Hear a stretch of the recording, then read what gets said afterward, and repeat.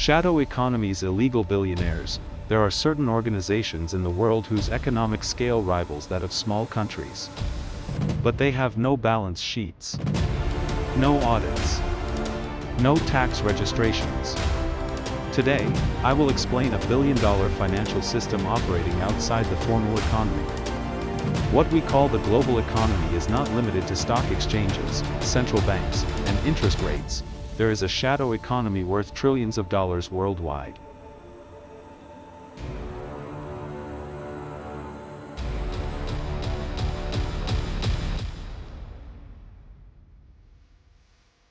And this system operates in contact with formal financial structures.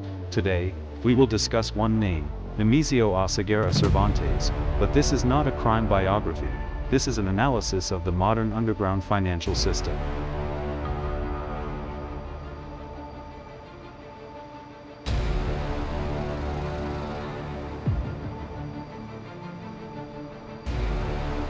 The structure led by Nemesio Oseguera Cervantes, also known as El Mencho, Jalisco New Generation Cartel, CJNG. To understand this organization, it must be viewed not as a street gang, but as an illegal multinational corporation.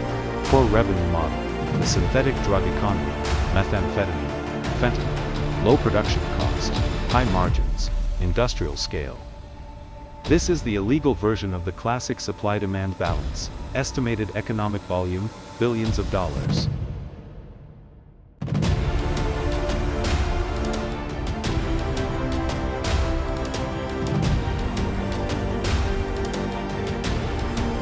This is not a micro-level criminal structure, this is a macroeconomic actor.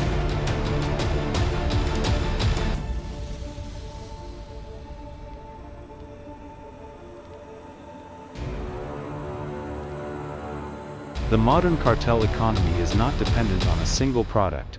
Fuel theft, energy siphoned from the infrastructure of Petróleos Mexicanos, is converted into cash in the local market. In addition, extortion systems, compulsory regional taxation, a share from the agricultural and logistics chain, control of local businesses. In financial terminology, this model means revenue diversification, risk distribution, just like large conglomerates.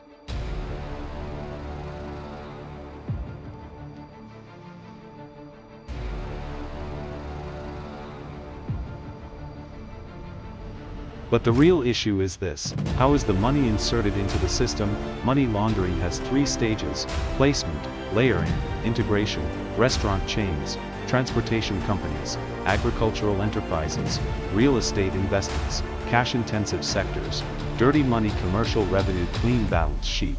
The United States Department of the Treasury has imposed sanctions. But the shadow economy is not limited to bank accounts.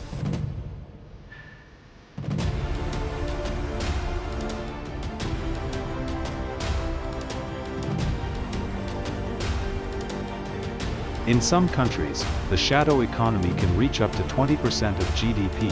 Jalisco New Generation Cartel, CJNG, together with the Sinaloa Cartel, is considered one of the two largest criminal economies in Mexico.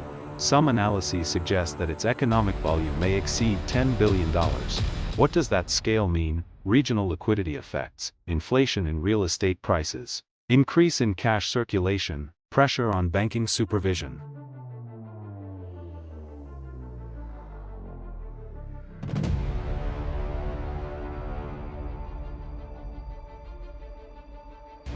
At this point, the issue is not security, it is a matter of financial stability.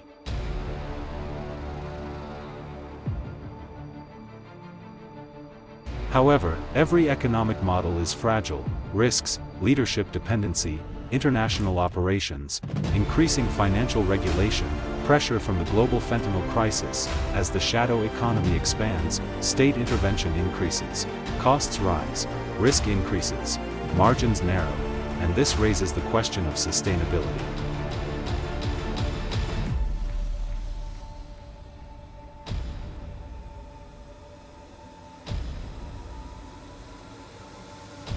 What matters here is not the name, what matters is the model, because names change, but if the financial system remains intact, a replacement will emerge. That is why this is not a cartel video.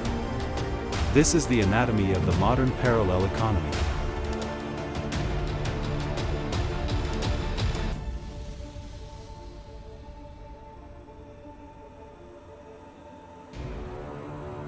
If you want to understand the global economy, don't look only at central banks, follow the invisible flow of money, because sometimes, the largest financial structures are not publicly traded.